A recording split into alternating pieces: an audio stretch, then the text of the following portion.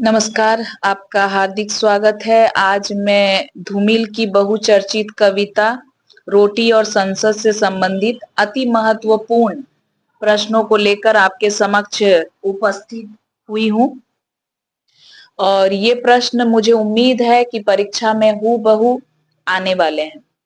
तो इस वीडियो को अंत तक अवश्य देखें और हमारे साथ बने रहें। एक व्याख्या मूलक प्रश्न है जो मुझे लग रहा है कि इस बार अवश्य आएगा। क्या है? यह तीसरा आदमी कौन है? मेरे देश की संसद मौन है। ये पंक्ति है और इससे संबंधित कुछ प्रश्न है, इन्हें आप अवश्य देख लें। ये अति महत्वपूर्ण मुझे प्रतीत होते हैं।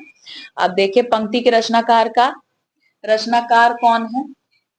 इस पंक्ति के रचनाकार सुदामा पांडे धूमिल है। ठीक है, और मूल नाम से संबंधित प्रश्न आप तैयार करके अवश्य जाएं कि धूमिल का वास्तविक नाम क्या था, या धूमिल किस कवि का उपनाम है। ठीक है, पंक्ति किस पाठ से ली गई है और कौन किससे प्रश्न कर रहा है। ठीक है, तो इन प्रश्नों को आप अवश्य देख कर जाएं। उपयुक्त पंक्ति का आशय स्पष्ट कीजिए, भाव स्पष्ट कीजिए, इस तरह के प्रश्न अवश्य रहते हैं व्याख्या मूलक प्रश्नों में। तो ये पंक्ति अवश्य देख ले कि यह तीसरा आदमी कौन है, मेरे देश की संसद मौन है। ये मुझे महत्वपूर्ण पंक्ति लगी, इसलिए मैंने आपके समक्ष इसे प्रस्तुत किया है। और कुछ लघु उत्तरीय प्रश्न देखिए, सारांश मैंने प्रत्येक कविताओं के व्याख्या मूलक प्रश्नों को आपको पहले ही समझाया है। ठीक है, इसके अतिरिक्त कविताओं की व्याख्या के क्रम में मैंने उन्हें एक कहानी के रूप में आपके समक्ष प्रस्तुत किया है। तो उससे क्या है कि आप जो दीर्घ उत्तरीय प्रश्न है उन्हें भी अवश्य कर पाएंगे। ठीक है, तो सारांश वगैरह आप स्वयं से भी तैयार कर सकते हैं अगर आप मेरी प्रत्येक कविता की चर्चाओं को एक बार उनसे संबंधित वीडियो को आप अगर एक बार देख लें तो आप, मुझे उम्मीद है, अवश्य कर पाएंगे। ठीक है, तो जो महत्वपूर्ण प्रश्न मुझे लग रहा है कि आगामी परीक्षा में महत्वपूर्ण है, उन्हें ही मैं आपके समक्ष लेकर आई हूँ। तो लघु उत्तरीय कुछ प्रश्न है, इन्हें आप अवश्य देख लें। रोटी और संसद कविता में समकालीन समाज की किस विसंगति को उजागर किया गया है? ठीक है, ये पहला प्रश्न है। मेरे देश की संसद मौन है, पंक्ति के कवि कौन है? देश की संसद मौन क्यों है? ठीक है,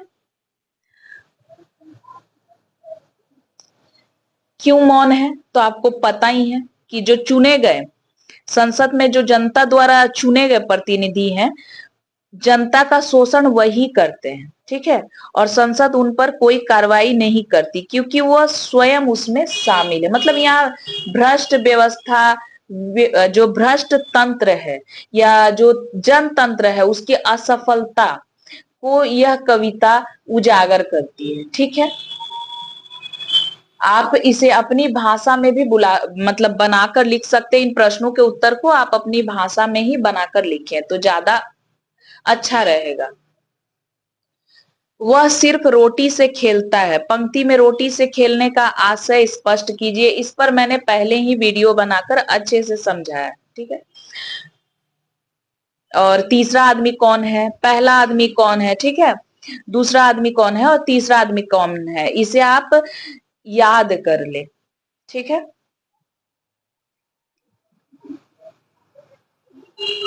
इसके बाद आप देखें, एक आदमी रोटी बेलता है, एक आदमी रोटी खाता है। पंक्ति में रोटी बेलने और रोटी खाने से क्या तात्पर्य? आपको मैंने इस विषय में पहले ही समझाया है। जब मैंने कविता की व्याख्या पर चर्चा की थी उसी वक्त मैंने इस विषय को अच्छे से आपको समझाया था।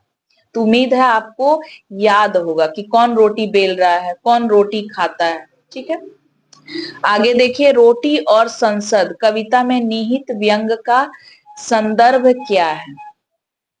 रोटी और संसद किस तरह की कविता है? एक आदमी या पहले आदमी से कवि ने किसकी ओर संकेत किया है? अगला प्रश्न देखें, रोटी खाने वाले आदमी से कवि का क्या तात्पर्य है? तीसरे आदमी से कवि ने किसकी ओर संकेत किया है? यह तीसरा आदमी कौन है? पंक्ति में कौन किससे प्रश्न कर रहा है? देश की संसद कवि को क्या जवाब देती है? मेरे देश की संसद मौन है। पंक्ति के माध्यम से कवि क्या कहना चाहते हैं? ठीक है, संसद का क्या काम है? मैंने बताया था आपको कि संसद का क्या काम है, फिर भी आप इस पुस्तक के माध्यम से इस उत्तर को भी आप याद कर सकते हैं कि संसद का मुख्य काम क्या है। तो जनता के अधिकारों की रक्षा करना, कानून बनाना और सरकार के कार्यों पर नजर रखना। ठीक है, यही लोकतंत्र की खूबसूरती है, या यही कहें कि ये लोकतंत्र की कमजोरी भी हो सकती है। ठीक है, तो एक तंत्र को सफल बनाने के लिए ये जरूरी है कि न्याय प्रिय जो लोग हैं वो हमसे जुड़े और वही जनप्रतिनिधि बनकर देश की संसद में आए। तो ये कुछ महत्वपूर्ण प्रश्न थे। इसके अलावे आप देख सकते हैं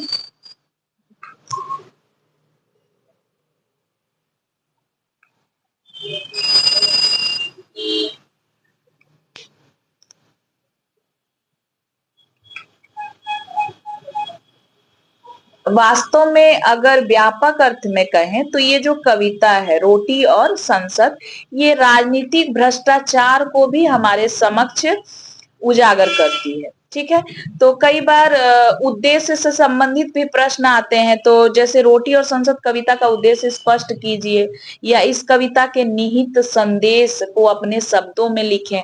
तो इस तरह के प्रश्न और सारांश तो आप लिख कर ही आएंगे। मैंने ये उम्मीद आपसे बनाकर रखी है, क्योंकि जब हम किसी कविता की व्याख्या को भली भांति समझ लेते हैं या लेखक अपनी कविता के माध्यम से हमारे समक्ष किन प्रश्नों को उठा रहे हैं या वो क्या कहना चाह रहे हैं, जब इसे हम भली भांति समझ लेते हैं तो उस कविता के सारांश को हम बड़ी आसानी से लिख पाते हैं। तो आज की चर्चा यहीं तक। उम्मीद है आपके लिए ये सारे प्रश्न परीक्षा उपयोगी सिद्ध हो। इसी आशा के साथ मैं अपनी वाणी को विराम देती हूँ। शीघ्र एक नए वीडियो के साथ आपके समक्ष उपस्थित होती हूँ। तब तक के लिए धन्यवाद।